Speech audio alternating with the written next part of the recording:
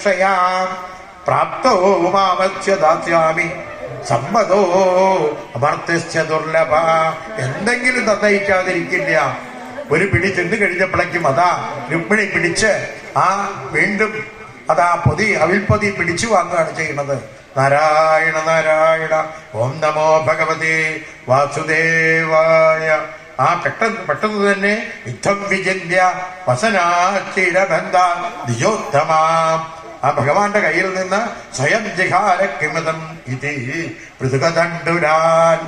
ലക്ഷ്മി ഭഗവതിയാകുന്ന രുക്മിണി ദേവി അവിൽപ്പൊതി വാങ്ങി അങ്ങനെ തന്റെ കയ്യിൽ പിടിച്ചു. കാരണം എന്താണ്?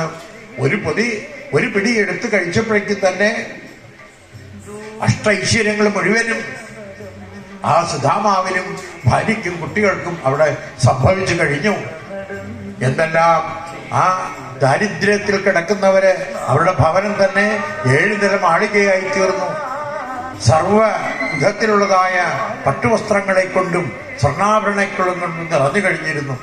അത് ആരാണ്? ലക്ഷ്മി ഭഗവതി മനസ്സുകൊണ്ട് കണ്ടിട്ടാണ് ഭഗവാന്റെ കയ്യിൽ നിന്ന് ഒരു പിടി അവില് തിന്നു കഴിഞ്ഞപ്പോഴേക്കും വാങ്ങിച്ചു. നാരായണ നാരായണ ഓം നമോ ഭഗവതേ. അങ്ങനെ അന്ന്